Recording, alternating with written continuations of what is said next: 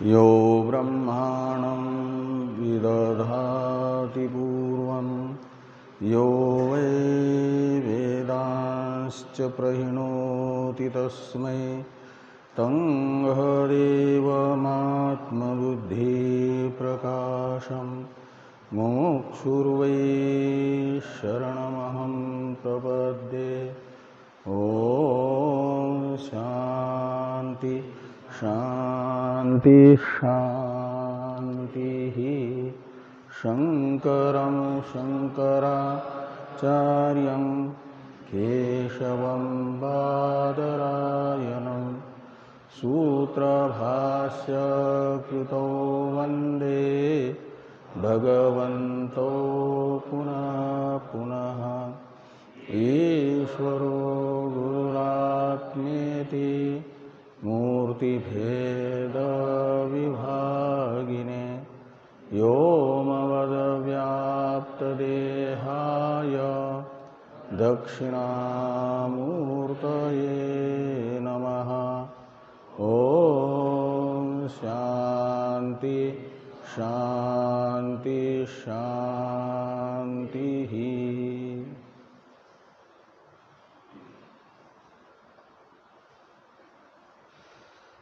भगवान भाष्यकार के द्वारा विरचित तत्वबोध नामक प्रकरण ग्रंथ की चर्चा हम लोग कर रहे हैं।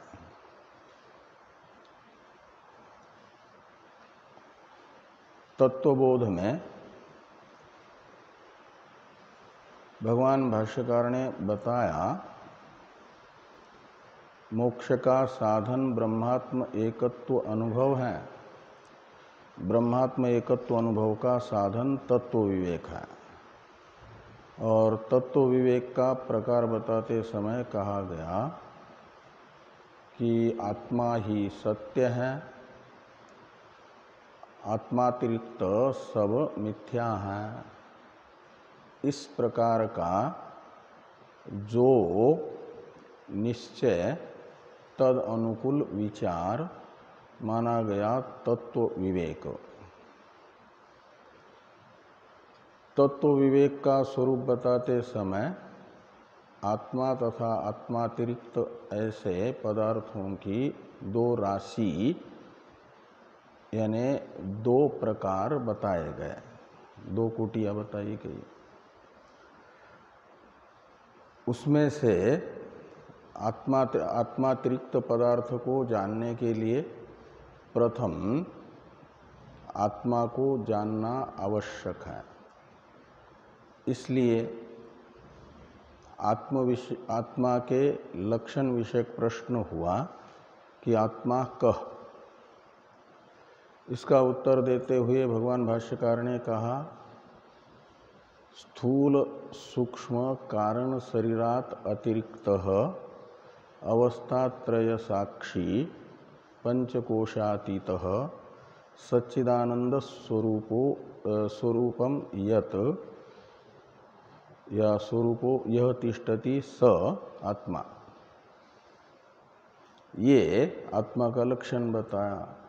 उसमें पहला विशेषण है स्थूल सूक्ष्म कारण शरीरात व्यतिरिक्त। तो व्यतिरिक्त शब्द का अर्थ होता है भिन्न, भिन्न शब्द का अर्थ होता है भेदवान, भेद शब्द का अर्थ होता है अन्योन्याभाव। तो अभाव को जानने के लिए आवश्यक होता है प्रतियोगी का ज्ञान। तो आत्मा में बताया गया तीनों शरीरों के भेद को यानी अन्योन्याभाव को। स्थूल सूक्ष्म कारण शरीरात व्यतिरिक्त शब्द का अर्थ है इन तीनों शरीरों का अन्योन्याभाव जिसमें रहता है, जो तीनों शरीरों के अन्योन्याभाव का अनुयोगी है, उसे कहा जाता है आत्मा। तो अन्योन्याभाव को जानने के लिए अन्योन्याभाव के प्रतियोगी शरीर त्रय को जानना आवश्यक हुआ। तो प्रथम प्रश्न हुआ स्थूल शरीरम किम, इसका उत्तर भगवान भाष्यकार ने दे दिया कि जो पंचकृत पंचमहाभूतों से उत्पन्न हुआ है और प्रारब्ध कर्म से भी जन्य है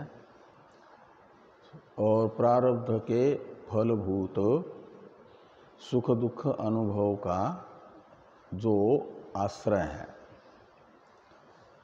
जिसमें जन्मादि षड्भाव विकार रहते हैं, उसे स्थूल शरीर कहा गया।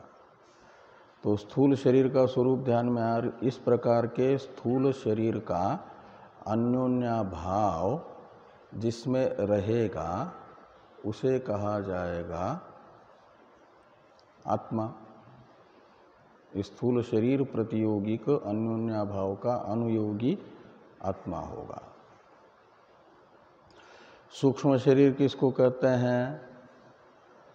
तो कहा कि जो अपंचकृत पंच महाभूतों से उत्पन्न हुआ है और प्रारब्ध कर्म से ही होने वाले सुख दुख का जो अनुभव उसके प्रति करण यानी साधन बनता है, जिसमें ज्ञानेन्द्रिय पंचक, कर्मेंद्रिय पंचक, प्राण पंचक तथा मन बुद्धि, ये 17 अंश हैं। 17 अंशों का समूह ये सूक्ष्म शरीर है। इस सूक्ष्म शरीर प्रतियोगिक अन्योन्याभाव का जो अनुयोगी बनेगा उसे भी आत्मा कहा जाएगा, क्योंकि तीनों शरीर से अतिरिक्त है ना। अतिरिक्त का मतलब अन्य है, भिन्न है।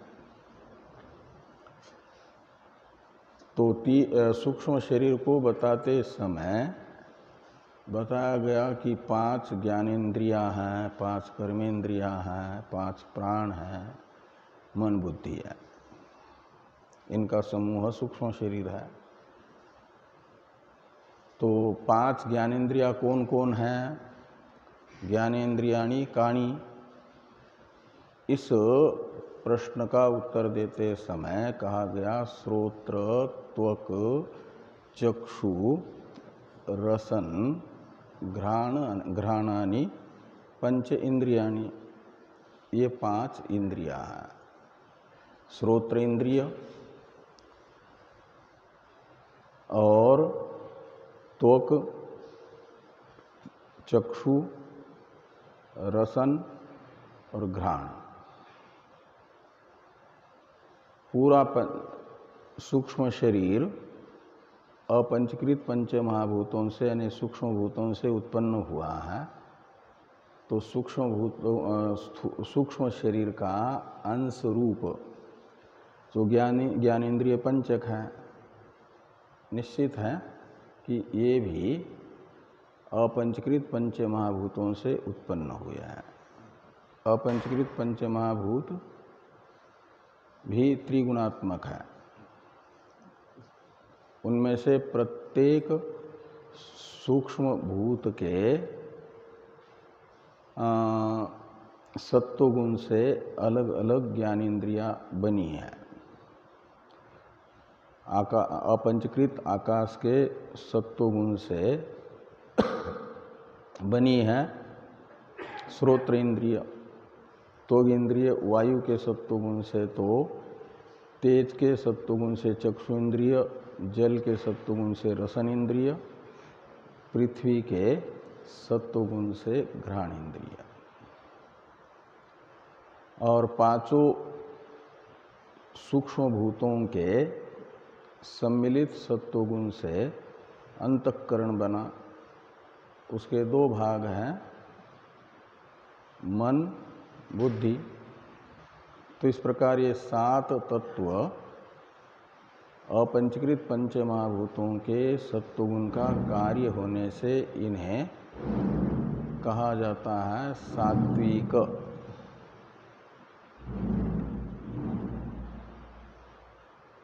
ये सात्विक है। और आपके राजस हैं बाकी 10 तत्व। कर्मेंद्रिय पंचक, क्या हो रहा है? कर्मेंद्रिय पंचक और ज्ञानेन्द्रिय पंचक, ये क्या नाम, प्राण पंचक, ये हैं राजस। ये राजस है, यानी रजोगुण का कार्य है। अलग अलग रजोगुण से सूक्ष्म भूतों के अलग अलग वागादि कर्मेंद्रियों का निष्पादन हुआ और सम्मिलित रजोगुण से 5 प्राणों का निष्पादन हुआ। इस प्रकार सूक्ष्म शरीर अंतःपाती जो 17 तत्व हैं उनमें से 10 हैं राजस और 7 हैं सात्विक। इनमें ज्ञानेंद्रियों का कौन कारण है, किससे उत्पन्न हुई, ये सब बताने के बाद ज्ञानेंद्रियों के जो अधिष्ठात्री देव हैं उनको भी बताया गया। श्रोत्रेंद्रिय की अधिष्ठात्री देवता किसको बताया गया? दिशा। त्वग इंद्रिय की वायु, चक्षु की आदित्य और रसन इंद्रिय की वरुण देवता और घ्राण इंद्रिय की अश्विनी कुमार। तो इस प्रकार ये 5 अलग अलग ज्ञानेंद्रियों की अधिष्ठात्री अलग अलग 5 देवता हैं। अधिष्ठात्री देवता है का मतलब इनके संचालक है, इनके अनुग्राहक देवता है।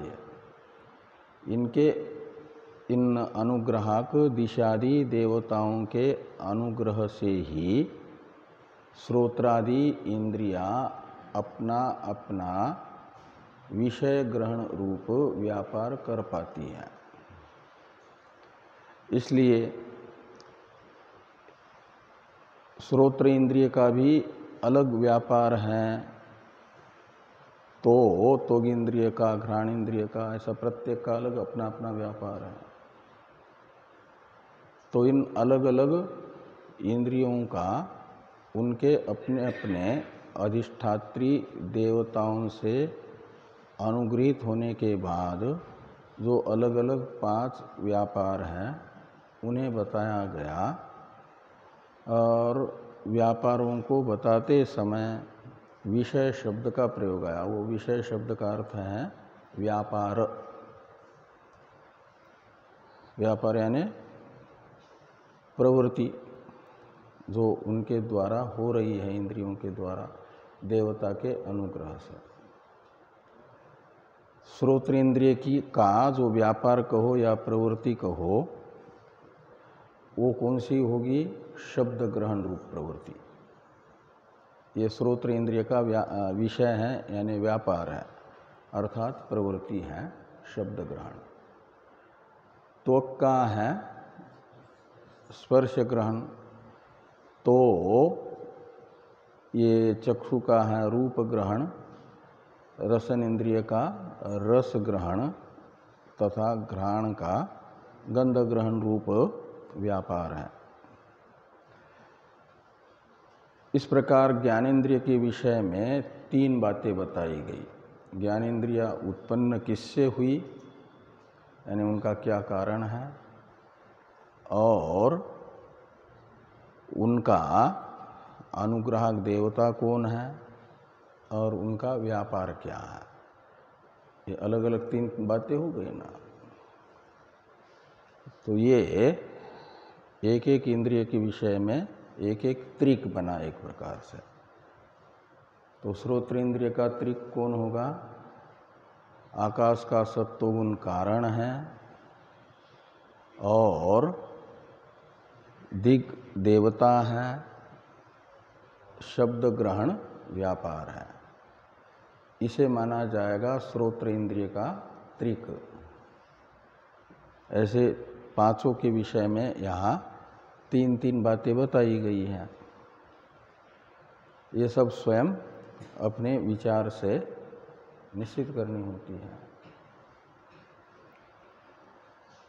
आगे है कि कर्मेंद्रिय कौन है।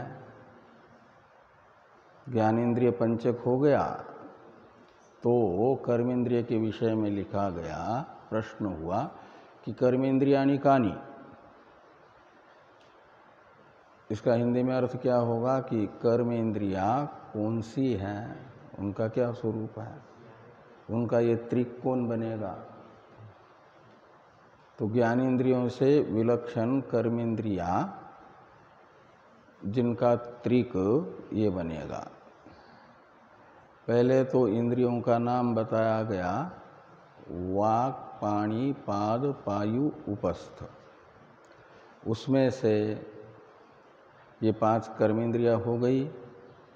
तो प्रत्येक कर्मेंद्रिय उत्पन्न होगी अपंचकृत पंचमहाभूत के ही अलग अलग सत्वगुण से, रजोगुण से, सत्वगुण से नहीं, रजोगुण से, राजस है न ये। तो वाक शब्द का उच्चारण करती है, शब्द गुण है आकाश का, इसलिए माना जाएगा आकाश के रजोगुण से उत्पन्न होगी वाग इंद्रिय। और हाथ उत्पन्न होगा वायु से, तो पाद उत्पन्न होगा तेज से, और पायु उत्पन्न होगा पृथ्वी से, उपस्थ उत्पन्न होता है जल से। जल से का मतलब जल के रजोगुण से। इस प्रकार ये अलग अलग 5 सूक्ष्म भूतों के रजोगुण से यह 5 कर्मेंद्रिया बनी। तो जैसे ज्ञानेंद्रिय की अधिष्ठात्री देवता है, ऐसे कर्मेंद्रियों की भी अपनी अपनी अलग अलग अधिष्ठात्री देवता हैं। उन्हें भी बता रहे हैं भगवान भाष्यकार कि वाचो देवता वह्नि ही, वाग इंद्रिय की अधिष्ठात्री देवता है अग्नि। अग्नि का अर्थ है जो जलता है,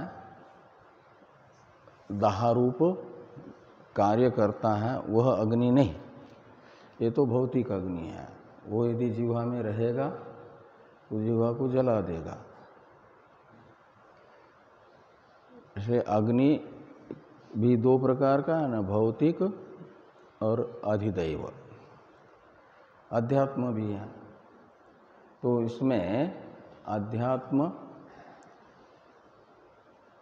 अधिदैव और अधिभूत भेद से अग्नि के 3 भेद हैं। उनमें से अधिदैव रूप जो अग्नि होगा वह देवता है वाग इंद्रिय की, गोलक है जिह्वा, और देवता है वह्नि। वह्नि का मतलब अग्नि देवता। हस्त इंद्रिय की है इंद्र, हस्तयोहो इंद्र। हस्त इंद्रिय कितने हैं? हाँ, कितने हैं? 2 हैं कि 1 है? हाँ, हस्त इंद्रिय नहीं तो फिर ये 2 हस्त इंद्रिय हो जाएंगे, 2 घ्राण इंद्रिय हो जाएंगे, और 2 पाद, तो ये तो ज़्यादा हो जाएगी ना संख्या। इसलिए हस्त इंद्रिय तो 1 ही है, उसके गोलक 2 हैं। एक व्यक्ति डॉक्टर है तो अलग अलग 2-3 हॉस्पिटल में जा सकता है कि नहीं जा सकता? तो तीनों हॉस्पिटल अलग अलग लोकेशन में है, तो तीनों हॉस्पिटल में बैठने के लिए एक ही कमरा होगा? संभव नहीं है। उसके लिए अलग अलग हॉस्पिटल में अलग अलग कमरा होगा जो मरीज आएंगे उनको देखने के लिए। ऐसे ही हस्त इंद्रिय एक है और उसके गोलक कहा जाता है कार्यालय को, वो है दो। ये जो दिखता है हाथ, वो तो हस्त इंद्रिय नहीं, जो भी इंद्रिय है वो अतीन्द्रिय है। अतीन्द्रिय किसको कहा जाता है? जो इंद्रिय से गृहीत नहीं होता उसे कहते हैं अतीन्द्रिय, इंद्रिय से जिसका ग्रहण नहीं होता। तो ये हाथ तो दिख रहे हैं जो आपके, ये हस्त इंद्रिय नहीं है, न ज्ञानेन्द्रिय ग्रहण होती है, न कर्मेंद्रिय किसी इंद्रिय से ग्रहण होती है, इसलिए तो अतीन्द्रिय कहा जाता है। और जो हमें दिख रहा है, चक्षु इंद्रिय से चाक्षुष प्रत्यक्ष का विषय बन रहा है, वह गोलक है। इंद्रिय का आश्रय कहो, गोलक कहो, ऑफिस कहो, कार्यालय कहो, ये है। और वो इंद्रिय एक ही है, उसके गोलक दो हो गए, दोनों हाथ, दक्षिण और वाम,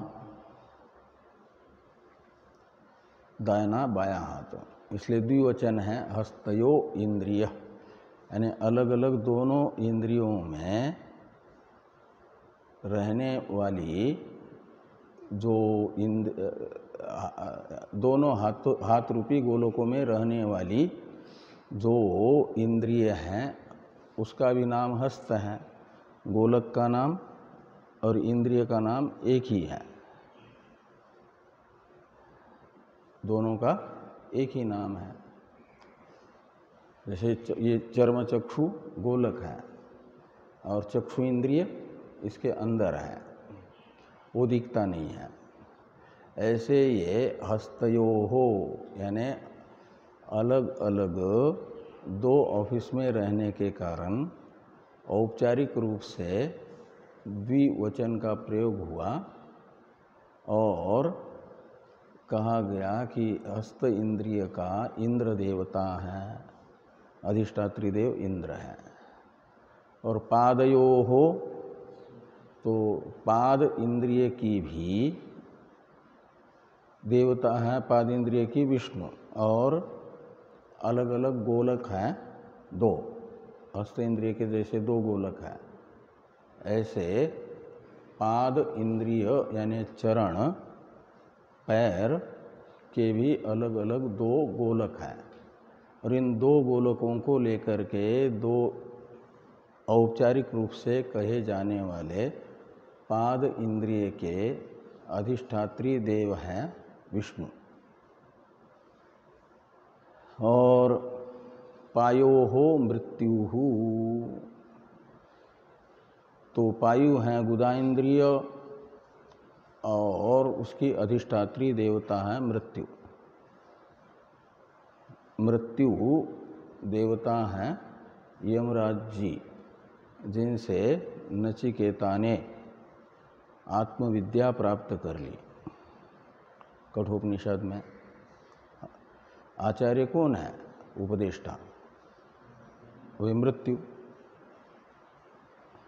यमराज जी का ही मृत्यु, यमराज, धर्मराज इत्यादि नाम है। तो मृत्यु देवता यानी यमराज, वे अधिष्ठात्री देव हैं पायु इंद्रिय के, और उपस्थ के अधिष्ठात्री देव हैं प्रजापति। इस प्रकार ये पांच कर्मेंद्रिय के अलग अलग अधिष्ठात्री देव हुए। इति पंच कर्मेंद्रिय देवता, ये लिखा है ना। इति यानी पूर्वोक्त प्रकार से, पूर्व में कही गई पांच अलग अलग देवता पांच कर्मेंद्रियों की हैं। हाँ,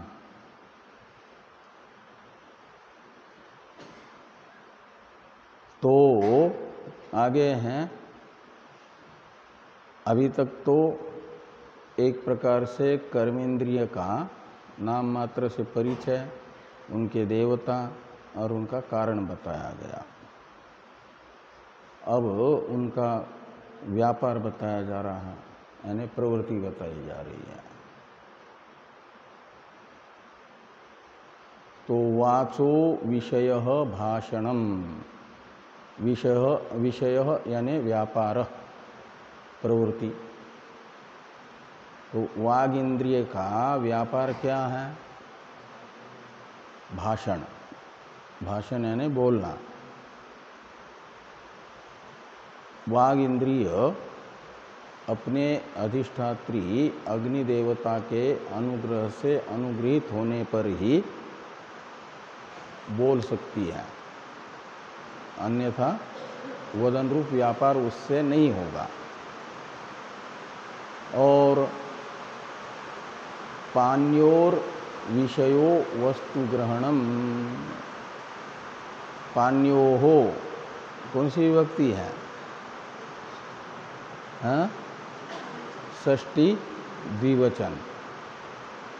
पाणी शब्द है, रस्व इकारांत, तो कवि का षष्ठी का द्विवचन कव्यो बनता है ना, ऐसा इसका बनेगा पान्यो।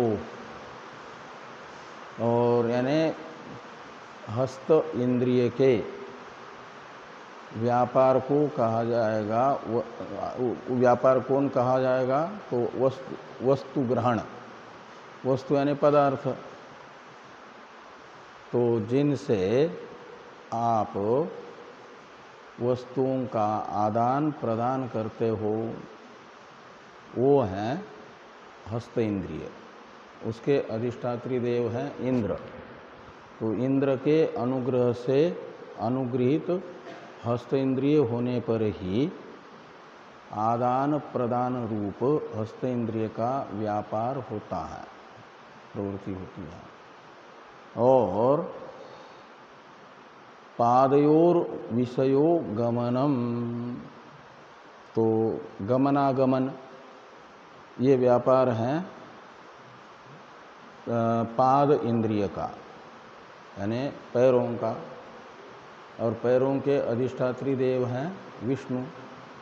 तो विष्णु देवता के अनुग्रह से अनुगृहित पाद इंद्रिय ही कमरे से स्वाध्याय तक आ सकती है।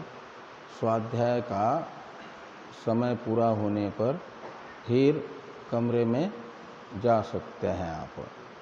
वे जो आना जाना रूप व्यापार हुआ, ये पैरों का है।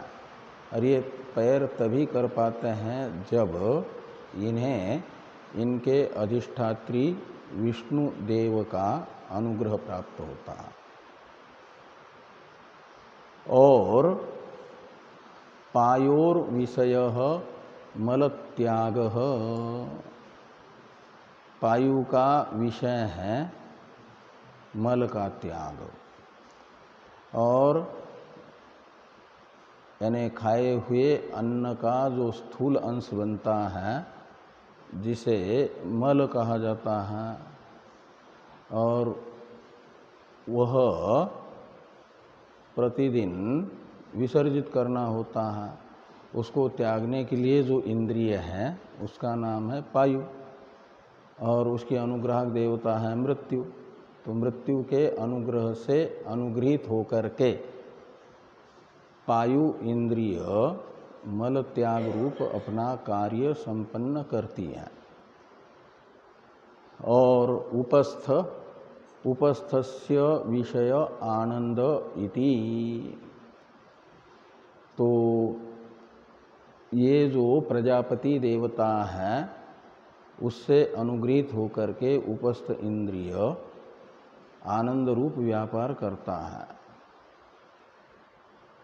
इस प्रकार ये कर्मेंद्रिय पंचक के विषय में हुआ। अब आता है कि कारण शरीर। तो कारण शरीरम किम,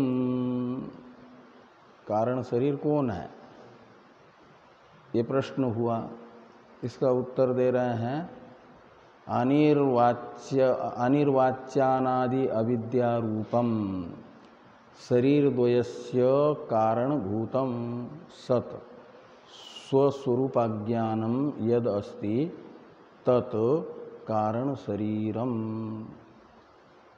तो यत् स्वस्वरूपाज्ञानम अस्ति तत्कारण शरीरम, अज्ञान को कारण शरीर कहते हैं। कौन सा अज्ञान? अपने स्वरूप विषयक अज्ञान, स्वस्वरूप। इसमें 2 बार स्व शब्द का प्रयोग है ना। स्व शब्द आत्मा के अर्थ में होता है।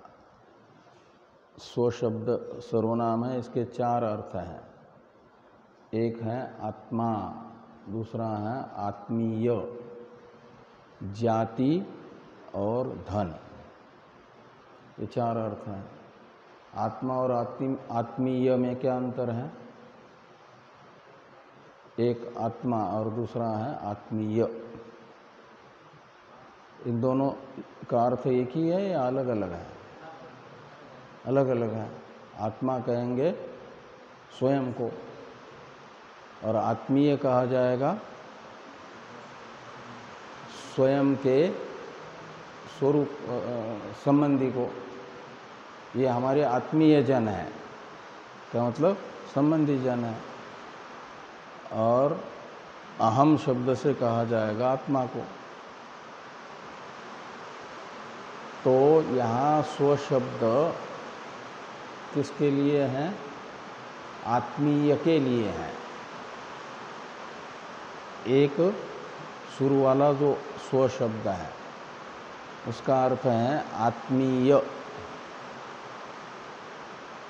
और स्वरूप इसमें केवल रूप शब्द का तो अर्थ निकलेगा आकार, रूप। वो आकार होता है अनात्मा का भी आत्मा का भी। तो स्वस्य रूपम स्वरूपम, ऐसी स्वरूप शब्द की व्युत्पत्ति करते हैं। तो दूसरा जो स्व शब्द है उसका रूप शब्द के साथ षष्ठी तत्पुरुष समास कर लिया। तो षष्ठी तत्पुरुष समास में पूर्व पद है द्वितीय स्व शब्द, वह आत्मा अर्थ में है। तो स्वस्य रूपम यानी आत्मनः रूपम, स्वस्य आत्मनः रूपम इति स्वरूपम। तो स्व शब्द का प्रयोग करने से जो स्व का अर्थ है आत्मा, उससे अतिरिक्त हुआ अनात्मा, उसके रूप का व्यावर्तक हो जाएगा ना स्वरूप कहने से। जो अनात्मा है उस वो नहीं, अपितु स्वरूप शब्द का अर्थ निकलेगा आत्मा का स्वरूप। और वह 2 प्रकार का है आत्मा का स्वरूप भी। ऐसे आत्मा 3 प्रकार का होता है। आत्मा के 3 प्रकार हैं, मालूम है? आत्मा शब्द के 3 अर्थ हैं। कौन कौन बोल रहा था उधर से? क्या है? एक तो आत्मा है मिथ्यात्मा, फिर गौण आत्मा और मुख्य आत्मा। ऐसे आत्मा 3 प्रकार का। एक हुआ मिथ्या आत्मा, दूसरा हुआ गौण आत्मा, और तीसरा हुआ मुख्य आत्मा। मिथ्या आत्मा है ये जो तीनों शरीर हैं, अज्ञान अवस्था में इन्हीं के साथ तादात्म्य अभिमान करके इन्हीं को अपना स्वरूप समझते हैं ना अज्ञानी भ्रांत जीव। जैसे रस्सी को रस्सी में अध्यारोपित सर्प से अनन्य समझते हैं, सर्प रूप ही समझते हैं, उस रस्सी का मिथ्या रूप है। ऐसे शरीर त्रय में अहम बुद्धि करके शरीर त्रय के साथ तादात्म्यापन्न जो चैतन्य है उसे कहा जाएगा, उस शरीर त्रय रूपी उपाधि से विशिष्ट जो है वो मिथ्यात्मा है, मिथ्यात्मा है। ऐसे मिथ्या रज्जु का स्वरूप है सर्प। और गौण आत्मा कहा जाता है स्वयं का, और जिसको आत्मा कहा जा रहा है उसका भेद प्रत्यक्ष होने पर भी जिसके प्रति अभिसंग है। अभिसंग जानते हैं? गीता नहीं पढ़ी है? गीता के 13वें अध्याय में ज्ञान के 20 साधन बताए हैं, अमानित्वम से लेकर के तत्व ज्ञानार्थ दर्शनम, यहाँ तक के 5 श्लोकों में बताए गए हैं 20 साधन 13वें अध्याय में। उनमें एक आता है अमानित्वम अदम्भित्वम, आगे क्या है? हाँ, आसक्ति रणभिस्वंग पुत्रदार गृहादिषु। असक्ति का अर्थ है अनासक्ति,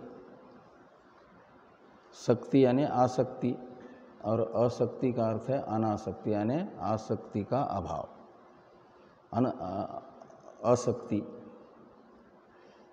और फिर आया अनभिस्वंग, कुछ पदार्थ होते हैं उनके प्रति आसक्ति होती है। जिनके प्रति आसक्ति होती है उन्हें अपना तो समझता है, अपने अनुकूल समझता है, लेकिन अपना स्वरूप नहीं समझता। ऐसा व्यवहार कभी नहीं करता कि ये मैं हूँ।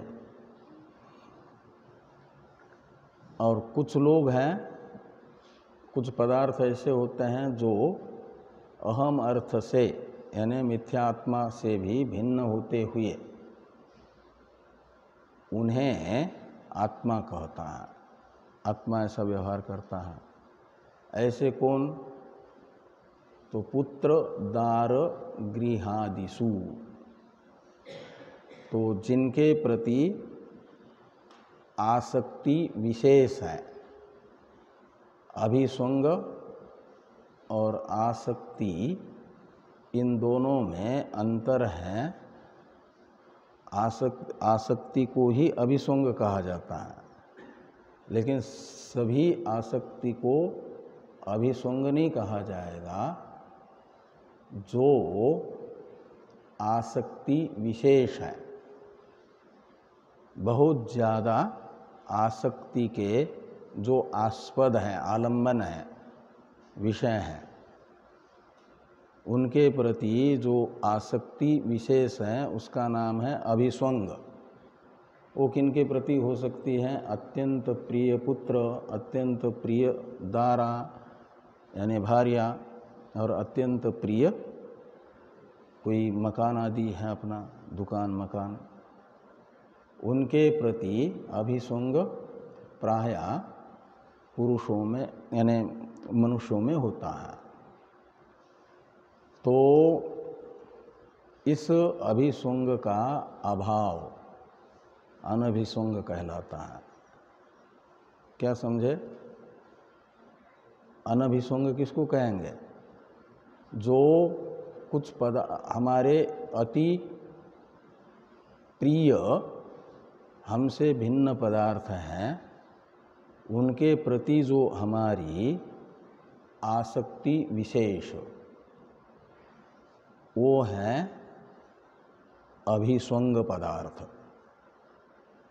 और उस अभिस्वंग पदार्थ के जो विषय हैं वो हो जाएंगे हमारे अति प्रेमास्पद पदार्थ, उन्हें कहा जाएगा अभिस्वंगास्पद।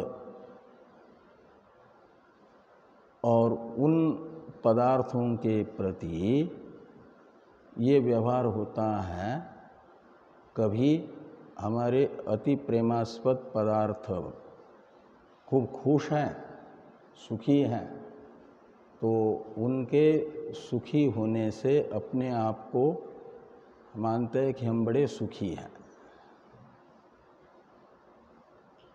ये जान रहा है कि सामने वाला सुखी है, मेरा अपना प्रियजन, लेकिन उसके प्रति भेद बुद्धि भी है ही है, प्रत्यक्ष भेद है, लेकिन उसके सुख को देख करके मान लेता है कि मैं सुखी हूँ।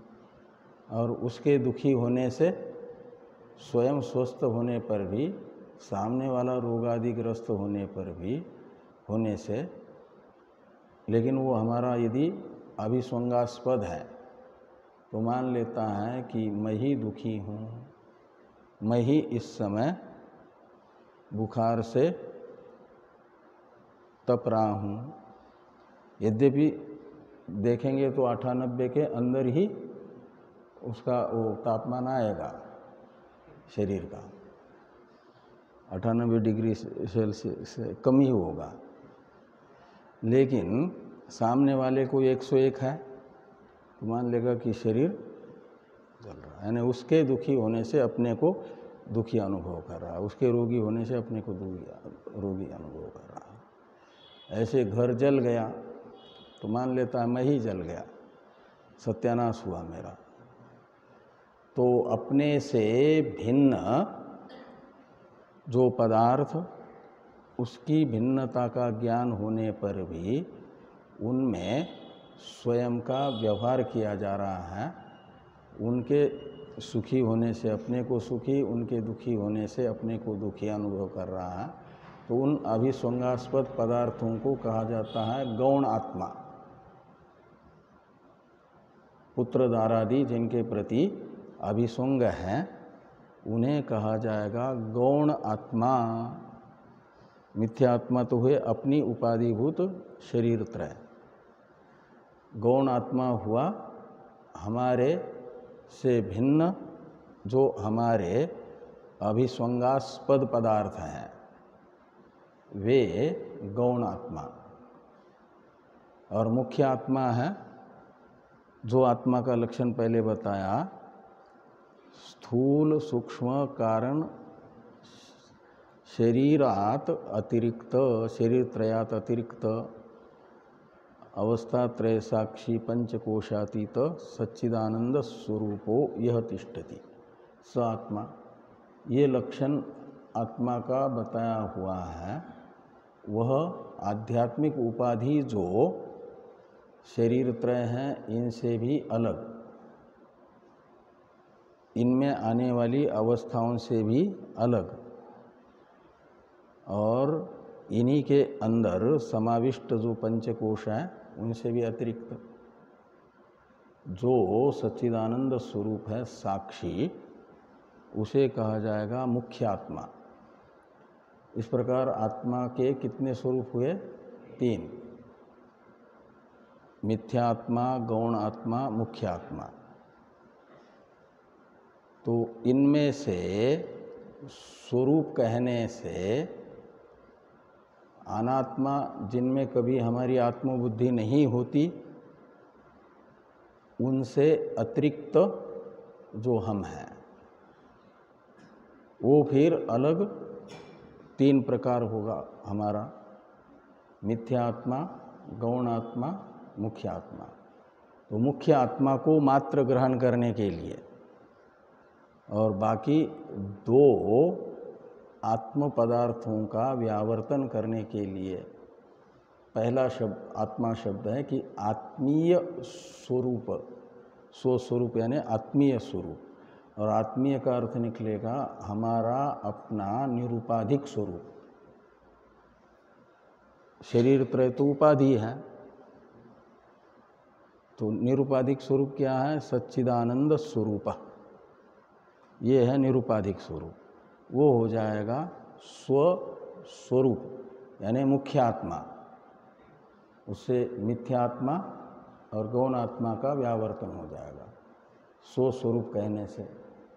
और इस स्वस्वरूप विषयक जो अज्ञान, जो अपनी ही सच्चिदानंद रूपता का जो अज्ञान, उसे कहा जाएगा स्वस्वरूप अज्ञानम।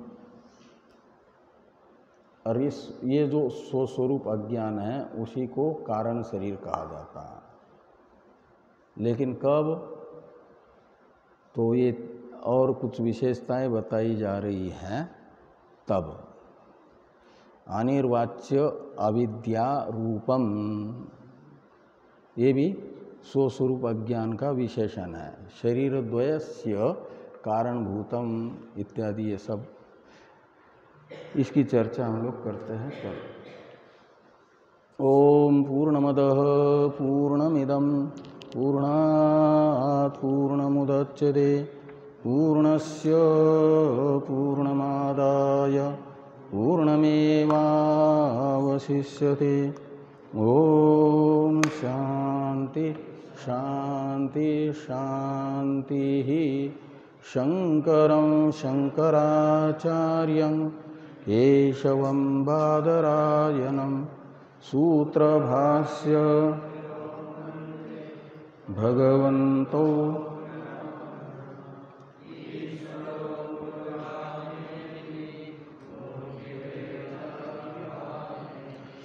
व्योमवद्व्याप्तदेहाय दक्षिणा